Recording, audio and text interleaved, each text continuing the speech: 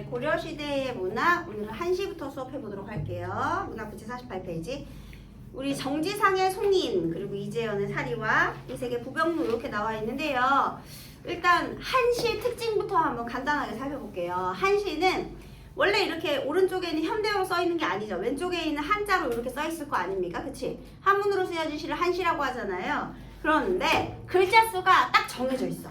한시의 특징은 정형성에 있습니다. 우리 송인 한 줄에 글자 몇 개씩 있어? 그러면 7원 이렇게 되고요. 부병문은 글자 몇 개야? 한 줄에 5개.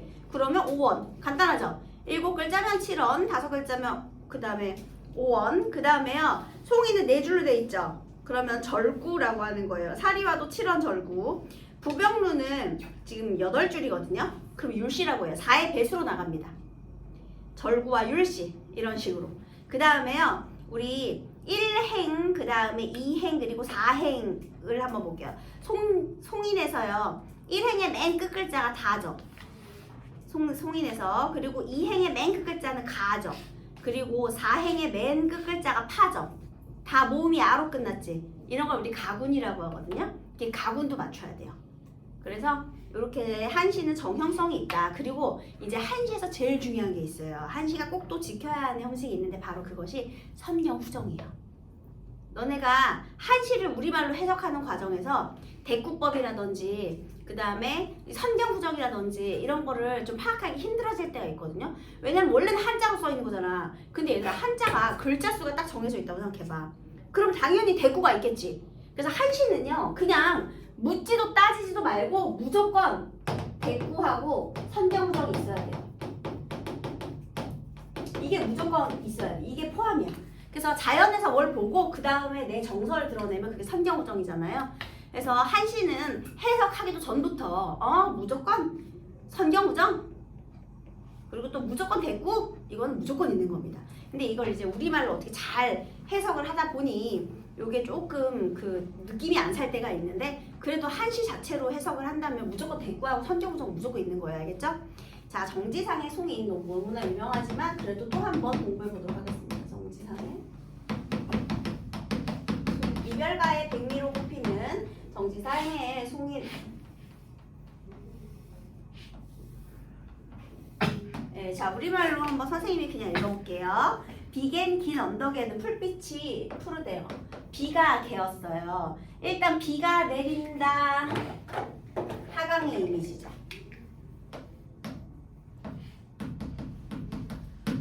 비 개인 언덕에는 풀빛은 푸르고요. 그대를 남포에서 보내며 슬픈 노래 부르네. 그대를 남포에서 그대를 보내며 슬픈 노래 부르네.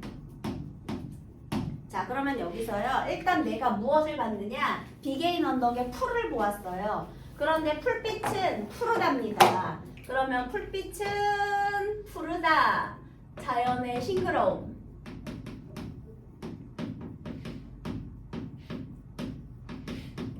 비가 내렸어. 그러면 왠지 우리는 비 그러면 뭔가 눈물도 흐르고 그 다음에 시련도 막 좀 있고 막 이런 이미지잖아요. 근데 자연은 아니야. 비 맞고 난 풀 얼마나 푸릇푸릇하겠니, 그치?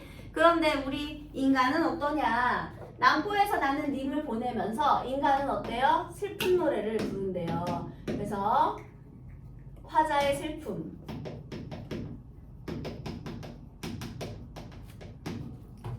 이게 선경후정이에요, 여러분.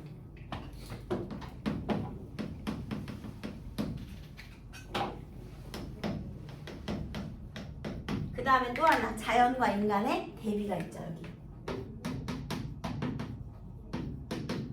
자연과 인간의 대비.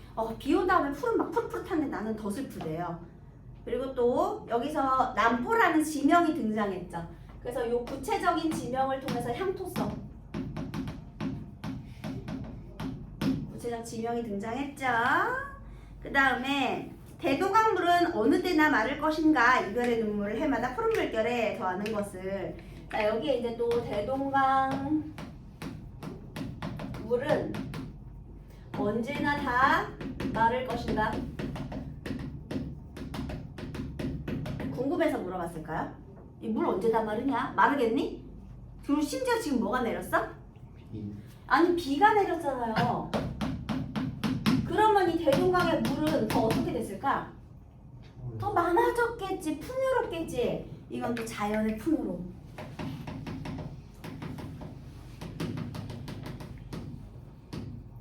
마르지 않는다는 거예요. 선경. 그 다음에 이별의 눈물을 해마다 푸른 물결을 더하는 것을 이별의 눈물을 해마다 푸른 물결에 더하는 것을 이라고 했네요. 아 지금 화자는 어때요? 이별의 상태에 있죠. 그래서 얘도 화자의 슬픔. 후정. 선경우정 선경우정 이렇게 되어 있습니다. 좀 독특하게도 1, 2행이 선경이고 그 다음에 3, 4의 후정 이게 아니라 선경우정 그리고 선경우정 여기가 또 이렇게 대비를 읽고 있죠. 그 다음에요 우리 표현 방법 여기에 원래는 이별의 눈물을 해마다 푸른 물결에 더하기 때문에 대동강 물이 마르지 않는다 이렇게 해야 되죠. 근데 이거 순서 바뀌었네. 무슨 법? 무슨 법? 도치. 그 다음에 아까 여기는 설의도 있었죠. 그 다음에 대동강 물이 마르지 않는 이유는 무엇 때문이었다고요? 내 눈물 때문이었다. 와 눈물을 도대체 얼마큼 흘려야 됩니까? 과하자. 근데 여기서 보세요. 이것도 중요합니다. 비가 내려왔죠. 대동강 물에 내려왔죠. 결국은 그것은 뭐예요? 내 눈물이죠. 비도 내리고 눈물도 내리고 지금 이렇게 이어지는 거거든요. 비가 내리는데 그 물에 떨어지는데 그게 다 내 눈물이었던 거야. 대동강 물 전부 다. 그래서 이렇게 물의 이미지가 비, 물 그리고 눈물로 이어지면서요. 이렇게 주제를 강조하는 거예요.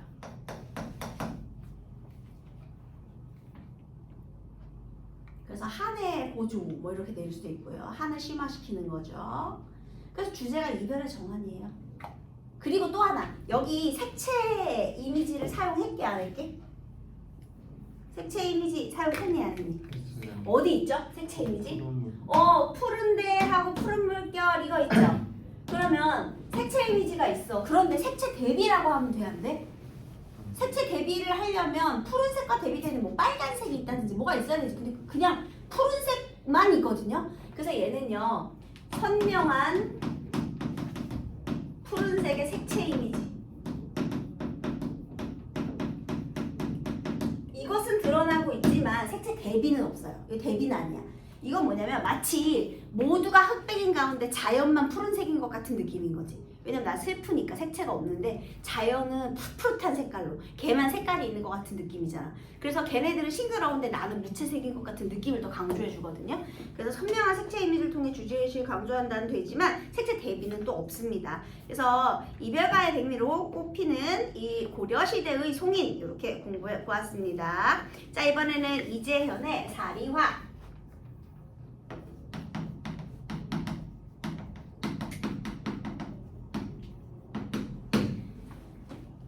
사리화를 한번 읽어보도록 할게요. 선생님이 그냥 읽겠습니다.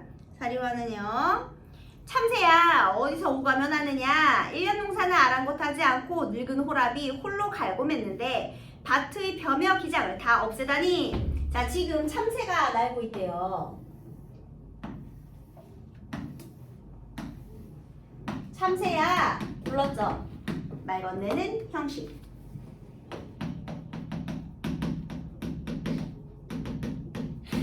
어디서 오가면 나느냐. 1년 농사는 아랑곳하지 않고 늙은 호라비가 홀로 갈겨 맸는데 옛날에 그런 말이 있어요. 너네 우리 이 세상에서 제일 불쌍하고 고독한 사람이 4명이 있대요. 그런데 그 중에서 예를 들면 이런 거예요. 과부, 호라비, 그리고 고아, 그 다음에 뭐 또 이렇게 이렇게 있대. 4명 있대. 그런데 제일 불쌍한 게 호랩이래요. 그러니까 남편 없는 사람, 그 다음에 부모 없는 사람, 그 다음에 자식 없는 사람, 그 다음에 뭐 여기 마누라 없는 사람 이렇게잖아요. 근데 마누라 없는 사람이 제일 불쌍하대. 왜냐하면 조선시대 때 이 의식주를 담당하는 건 다 여자들의 할 일이잖아요. 아내 살림을 담당하는 거. 남자들은 그냥 아예 안 하잖아. 그냥 먹고 살기도 힘들다는 거지. 늙어서 기운도 없는데 먹고 살기도 힘들대. 그래서 어쨌든 제일 불쌍한 게 요 늙은 호래비래요. 그래서 어쨌든 간에 이 늙은 호래비가 홀로서 열심히 농사를 지었는데 밭의 벼와 기장을 다 먹어치우는 참새. 자, 이 참새는 긍정적입니까? 부정적입니까? 부정적이지? 그러면 이 참새는 누구를 의미할까? 백성을 수탈하는 탐관오리. 자, 그러면 힘없는 우리 백성은 누굴 말해요? 그렇지, 늙은 호랍이 힘없는 백성. 그래서 참새가 지금 무엇을 먹어치우고 있죠? 벼와 기자. 이거는 뭐예요? 이 농민들이 이룬 땀의 결실이지. 얘는 농민들이 힘들게 이룬 농민들의 결실. 그래서 이것을 참새가 다 수탈을 해가는 겁니다. 이걸 수탈하죠. 그래서 탐관오리의 횡포를 고발한 작품이 되겠네요. 현실 비판적이죠. 너네 가렴주구라고 들어봤니? 가렴주구가 백성을 수탈하는 거예요. 가혹한 정치. 그래서 요 가렴주구를 비판하고 있습니다. 그래서요, 호랍이 과부, 그다음에 자식 없는 부모, 고아 중에서도 가장 불쌍한 게 이 늙은 호랍이랍니다. 그래서 이렇게 가렴주구를 이렇게 비판하는 내용으로 되어 있어요. 그래서 탐관오리하고 관련된 내용이 나오면 이 시조가 선택지로 자주 등장하죠. 그래서 요거 파리가 탐관오리였다 가 되겠고요. 그 다음에 이번에는 이색의 부병루 읽어보도록 하겠습니다. 지금 고려시대의 문학하고 있어요. 꼭 물 위에 떠 있는 것 같은 누각이다. 그래서 부병루인데요.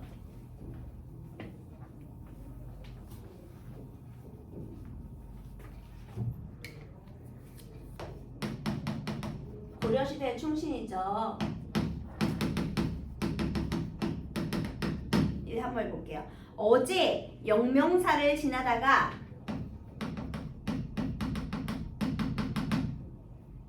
잠시 부병로에 올랐네. 여러분 이 영명사는 어디에 있냐면요. 평양 금수산에 위치한 절이에요. 그래서 평양에 위치한 절 되겠습니다. 거기에 있는 누각이 부병루예요. 이렇게 떠 있는 것 같다. 그래서 부병루인데요. 예, 이것도 대동강 근처에 있다고 합니다. 대동강이 평양에 있죠. 물 위에 떠 있는 누각같이 아름다운 그 부병루에 올라갔답니다. 그런데요, 텅 빈 성엔 조각살 떠 있고, 텅 빈 성에는 조각달 떠 있고, 그 다음에 천년구름 아래 바위가 늙었네. 이 표현 굉장히 중요한 표현이에요. 자, 일단은요, 평양성은 어느 나라의 수도였을까요? 헐, 평양이 수도였던 나라는 어디일까요? 일단 고려의 수도는 어디예요? 개성이죠. 그러면 평양성, 어느 나라의 평양성이니? 고구려잖아요. 평양성. 고구려의 평양성. 자, 그럼 봐봐. 텅 빈 성엔 조각살이 떠 있고, 자, 지금 여기서 평양 영명사에 올라가서 보니까요, 이 텅 빈 성을 보았대요. 이거 지금 평양성. 자, 근데 평양성에 떠 있는 조각달. 이 달은 1000년 전에도 있었을까? 지금 있는 저 달은 1000년 전에도 같은 달인가요? 같은 달이지. 그치? 지구의 탄생과 함께 달 계속 있었잖아요. 자, 그거 잘 보세요. 텅빈성에는 일단 달은 떠 있고요. 천년구름 아래 바위가 늙어 있는데요. 여기서 천년구름, 이 구름도 1000년 동안 계속 있었던 거죠. 그쵸? 그 다음에요. 여기서 잘 봐. 바위는 늙었네 라고 했잖아요. 그 사실은 이 바위도 늙긴 했지만 그때부터 지금까지 계속해서 늙는 거지. 그치? 그런데 이 달과 구름은 어쨌든 1000년 동안 변하지 않고 계속 있는 거잖아요. 그래서 얘는요, 자연의 영원함.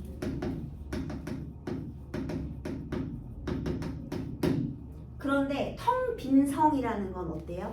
인간사는 어때요? 비었지? 그러면 인간사의 유한함. 달과 구름은 그대로인데, 그런데 우리 인간은 어때? 고구려 지금 망한 거 없잖아. 자, 지금 이 시는요, 여러분 고구려의 시가 아니에요. 고려 시대의 시예요. 그런데 고려 시대는요, 고려는 고구려의 기상을 이어받은 시잖아. 후삼국 중에 후고구려잖아요, 결국. 그치? 그러니까 얘들아, 이 평양성을 보면서 고구려도 저렇게 1000년 전에 이렇게 망한 거 없는데, 지금 이 시기가 고려가 망해가는 시기거든요. 그러니까 고려가 망해가는 시기에 이제 그 인생 무상을 느낀 거지. 고구려도 없는데 이렇게. 그 다음에 여기서 중요한 거, 바위가 늙었다. 바위가 늙어가고 있죠. 그러면 막 1000년 동안 시간이 막 흘러가면서 막 풍화작용이 일어나는 그런 모습이 머릿속에 상상되지 않아요? 그래서 얘는요, 이 시간의 흐름을 시각적으로, 1000년의 시간을 시각적으로 형성하거든요. 그 다음에 조각달이라는 표현도요, 얘들아, 보름달이 이렇게 있으면 뭔가 풍요로운 느낌이지만 달도 뭔가 조각달이라는 느낌이 드니까 좀 쓸쓸하지. 그치? 물론 얘는 영원히 있는 달이긴 한데요, 이 조각달이라는 표현이 조금은 쓸쓸하잖아. 그치? 막 꽉 찬 느낌이 아니잖아. 조각이니까요. 그래서 얘도요, 쓸쓸함을 환기시켜요. 그래서 이놈의 기능이 뭐가 될까, 얘들아? 얘가 뭐라고 하지 않았는데 그냥 조각달을 보면서 내 감정이 조금 더 쓸쓸해졌어. 우리 이런 소재 뭐라 그래? 정서를 심화시킨 소재. 객관적 상관물로서의 역할을 하죠. 물론 영원히 있는 거긴 해. 그런데 그것을 조각달이라고 표현하면서 나의 쓸쓸함을 환기시키는 거죠. 그래서 달과 구름은 영원한 거고요. 이 바위의 의미가 중요해요. 바위는 시간의 흐름을 형성할 소재가 되겠습니다. 그래서 중요한 건 이 인간사와 자연의 영원함을 서로 대비시켜서요, 얘가 강조하고자 하는 내용은 뭐야? 이 대비를 통해서 인생 무상을 느끼는 거죠. 그래서 인생 무상과 관련된 주제로 얘가 또 자주 등장합니다. 그 다음에 또 하나, 기린마는 떠난 뒤 돌아오지 않으니 천소는 지금 어느 곳에서 노리는가. 기린마는 말인데요, 이 기린마의 주인이 천손입니다. 누구게요? 누가 타던 말을 기린마라고 할까요? 바로 고구려 세운 동명왕 되겠습니다. 기린마는 떠난 뒤 돌아오지 않는다. 얘도 인간사의 유한함이죠. 천손은 지금 어디에서 머무느냐? 천손, 동명왕. 주몽이에요, 주몽. 왜냐하면 이 천손이 동명왕이라는 거 기린마 때문에 알 수 있어. 주몽이 타고 다니던 말의 이름이 기린마거든요. 자, 그러면 여기서요, 지금 천손은 어느 곳에서 노니는가? 자, 이거에 대한 말은 왜 갑자기 우리 주몽을 떠올리게 했을까요? 고구려의 동명왕은 어쨌든 새로운 나라를 건국했던 영웅이잖아요. 난세의 영웅이죠. 그러니까 이 부분은요, 두 가지로 해석할 수 있어요. 기린마는 떠난 뒤 돌아오지 않는데 천손은 어디에 있느냐? 이것은 지금 이런 인재가 없다는 거죠. 그러니까 인간사의 유한함에 대한 탄식, 이렇게도 보고요. 결국에는 그러니까 영웅의 출현을 기대한다.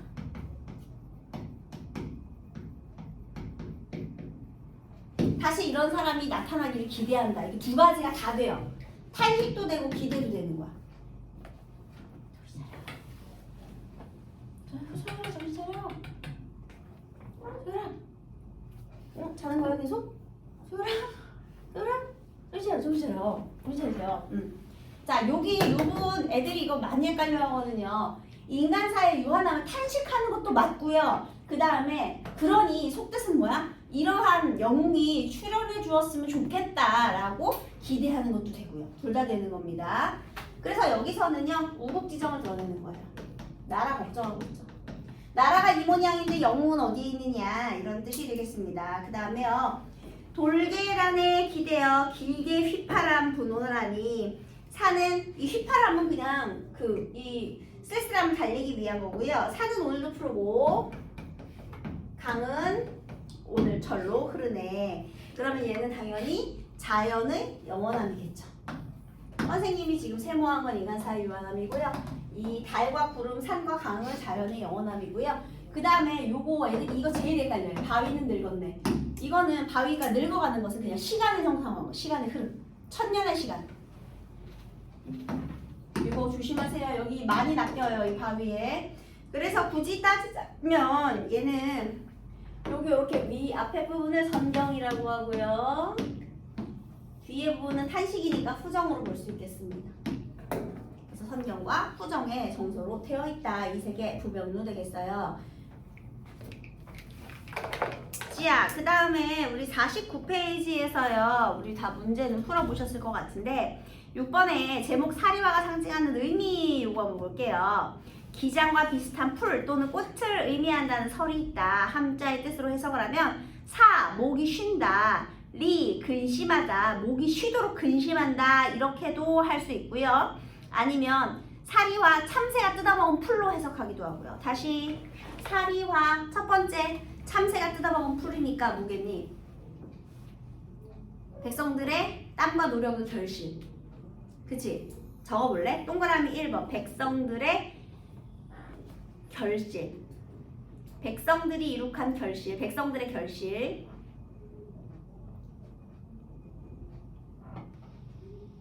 백성들의 결실. 두 번째, 목이 쉬도록 근심하다. 두 개 다 기억해 주세요.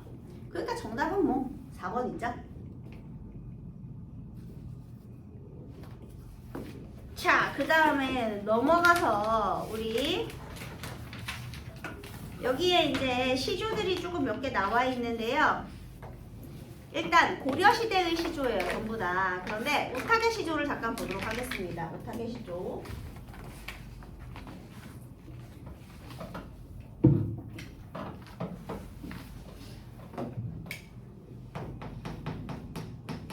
우리 고려시대의 시조는요, 다 우국지정이나 인생모상류의 시조가 많은데, 특히 한 손에 막대 잡고 요 시조는요, 우탁의 탄로가 중에 하나예요.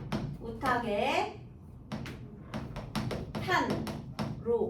늙음을 탄식하는 노래 중에 하나가 되겠습니다. 탄로가. 그래서 이것도 아주 간단하죠. 선생님이 읽어볼게요. 한 손에는 막대를 잡았고요. 또 한 손에는 가시를 쥐었어요. 얘가 막대와 가시를 손에 쥐고 한 손에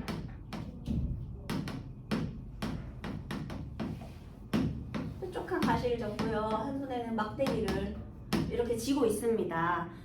그런데 왜 이렇게 했죠? 늙는 기들은 가시로 막고 오는 백발은 막대기로 치려고 했대요. 한마디로요. 이거는 어떤 기능을 하죠? 가시와 막대는 뭘 쫓아내기 위한 거야?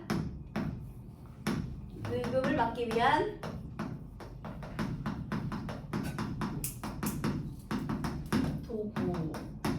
도구예요.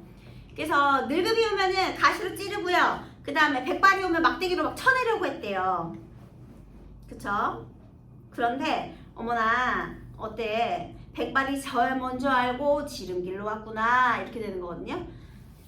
백발이 알고 지름길로 와버렸대. 내가 원래 도구였는데 어쨌든 늙음을 막고 싶었지만 실패했죠. 근데 여기서 이 태도가 중요해요. 늙는 게 너무 싫어. 또 늙었어. 이런 슬픔이 아니죠. 그러니까 내가 일단 막으려는 노력을 했어요. 그래서 늙음을 막으려는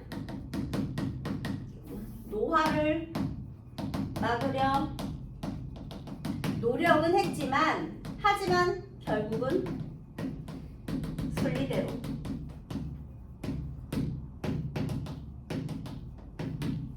이런 느낌이거든요. 그럼 잘 봐봐. 백발이 쟤 어떻게 먼저 알고 지름길로 오더라. 여기에 정서는요.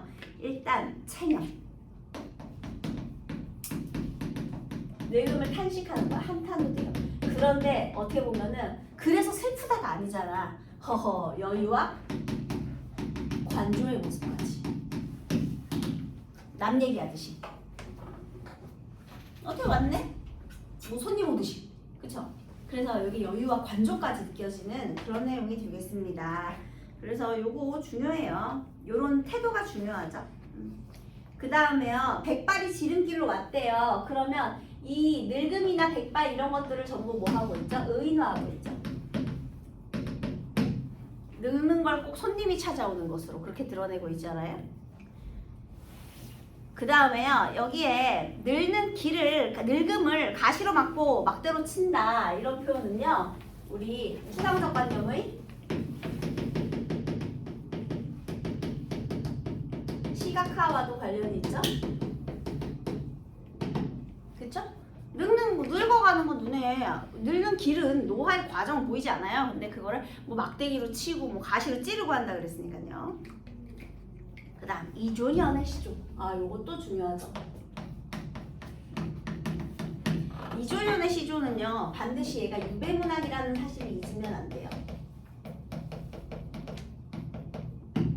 이조년의 시조 유배문학인데요. 만약에 얘가 나오면 우리 이조년의 시조에서는 아마 얘가 지금 유배 중이다. 그래서 얘가 근심이 많았다. 이런 그런 보기가 같이 나올 겁니다. 그래서 일단 요 놈을 한번 읽어보니까요.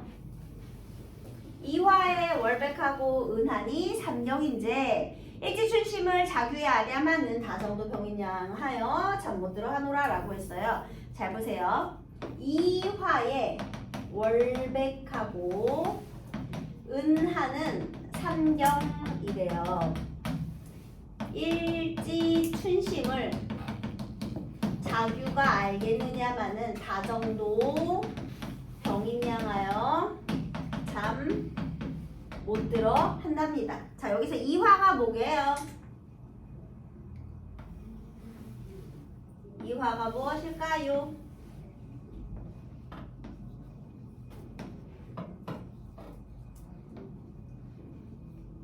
이화는 백꽃이에요, 여러분. 혹시 너네 벚꽃 알죠? 벚꽃. 그 벚꽃처럼 백꽃도 똑같이 봄에 피거든요. 너네 우리나라의 봄을 알려주는 대표적인 꽃이 도화행화잖아요. 도화행화, 복숭아꽃, 살구꽃. 그게 벚꽃하고 똑같아 얘들아. 근데 다만 우리나라 꽃들은 키가 좀 작아. 벚꽃은 키가 되게 크거든요. 근데 백꽃도 똑같아요. 그 똑같은데 키는 좀 작고 벚꽃보다 키가 작고 중요한 건 흰색이야. 꽃이 흰색이야. 흰색. 이게 이제 이화가 되겠습니다. 이화예요. 월백한데요. 월백. 달이 하얗게 쏟아집니다. 월백한다라는 건 달빛이 이렇게 하얗게 쏟아지는 밤이에요. 달빛이 쏟아지고 있어요. 여기 이화에다가요. 달빛은 월백 하얗게 쏟아지고요. 그 다음에 하늘에는 또 뭐가 지금? 은하수가 또 은한이 은하수예요. 은하수가 이렇게 또 흐르고 있대요. 네, 은하수가 반짝반짝 난리가 났네. 자, 그럼 여기서요. 요 3인방 이화, 월백, 은한 이것은요. 백색의 이미지. 시각적인 심상을 의미합니다. 지금 하얗게 막 달빛이 쏟아지고 막 너무 막 하얘요. 그런데 굉장히 배경이 서정적이죠. 봄밤의 서정. 예쁘잖아요? 그런데 일지춘심이라는 말이 주제의식을 함축하는 말이거든요. 일지춘심. 이거는 나뭇가지에 어린 봄의 마음. 이 나뭇가지에 어린 봄의 마음. 이게 뭐냐면 그러니까 내가 지금 이 나뭇가지를 보면 느끼는 이 화사의 마음이거든요. 그것을 자규가 알겠느냐마는 여기서 이 자규는요. 소적 썩던 개요. 얘가 뭘 상징한다고 했죠? 한의 상징이죠, 여러분. 여러분 이 자규가요. 이 작품에다가 전체적으로 한의 배경을 깔아주는 거예요. 그러니까 지금 배경음악이 흐르는데 애상감. 예쁜데 슬퍼. 쓸쓸하고 슬퍼. 왜냐면 배경음악이 슬프거든요. 그래서 이 마음이 바로 일지춘심이에요. 예쁜데 슬퍼. 내가 지금 그럼 얘들아 유배 상황에서 이 아름다운 봄을 즐길 여유가 있니? 근데 또 눈은 가. 그런데 나는 또 유배에 와서 고민은 많아. 그래서 생각이 많아서 잠을 못 자겠구나. 전전반칙의 상황이거든. 이 다정도 병이냐 얘도 생각나고 얘도 생각나는 거야. 1, 2번 두분 다. 그래서 봄밤의 애상감이에요. 예뻐서 더 쓸쓸하고 슬픈 거야. 이거를 내가 유배가 아니라 놀러가서 봤으면 얼마나 좋았을까. 그런데 이 예쁜 장면을 유배 와서 보고 있으니 더 슬프지. 그쵸? 그래서 이렇게 봄밤에 느끼는 애상감. 주된 정서는 자연 친화적 삶의 태도가 아니에요, 여러분. 자연을 즐기는 풍류의 태도도 아닙니다. 애상감이에요, 애상감. 이 모든 애상감은 다 어디에서 왔다? 자규의 울음소리에서 왔다. 이걸 꼭 기억해 두세요. 한입니다, 한. 그래서 여러분 여기 쭉 그 가전체 문학이랑 해서요. 고전수필이랑 해서 57페이지까지 쭉쭉 풀어보세요.